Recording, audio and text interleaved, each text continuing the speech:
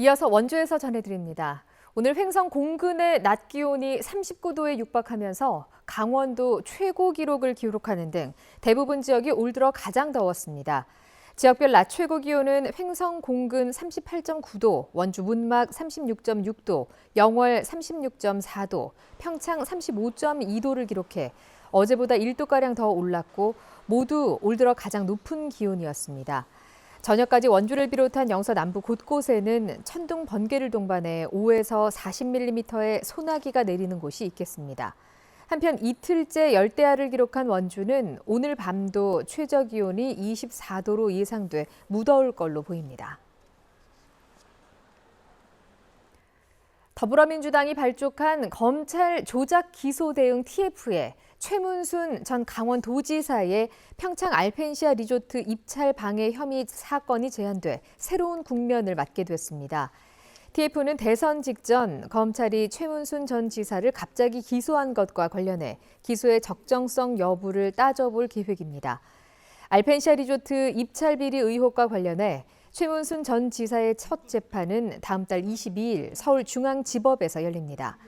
최 전 지사는 강원도청 공무원을 통해 입찰 가격 등 미공개 정보를 KH그룹 측에 전달한 혐의로 지난 5월 30일 불구속 기소됐습니다.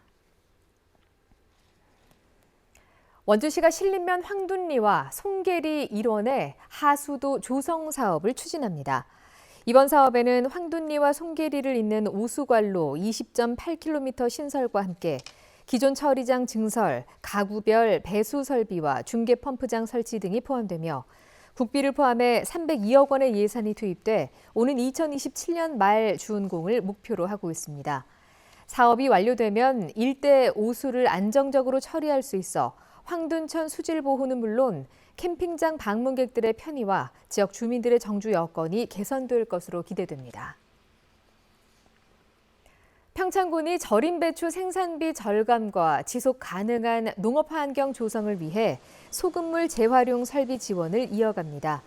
평창군은 지난해 자부담 포함 2억여 원의 예산을 들여 절임 배추 염수 재활용 설비를 지원한 데 이어 올해도 같은 예산으로 제조업체 한 곳을 추가 선정해 지원한다고 밝혔습니다.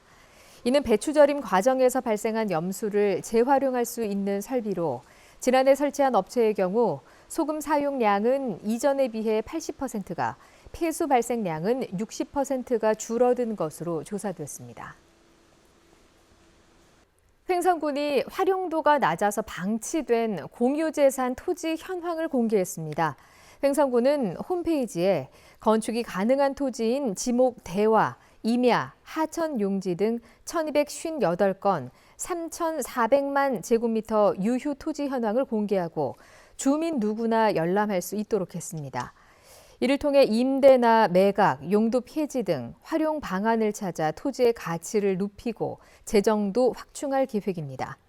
횡성군 홈페이지 분야별 정보 속 토지, 부동산, 공유재산 현황에서 내용을 찾아볼 수 있습니다.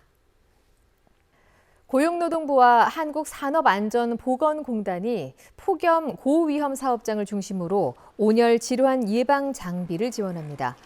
오는 18일까지 공모를 통해 이동식 에어컨과 제빙기 등 150억 원 규모의 장비와 물품을 지원하며 5개 작업이 많거나 작업장 내부 온도가 높은 50인 미만 고위험 사업장을 우선적으로 선정한다는 계획입니다.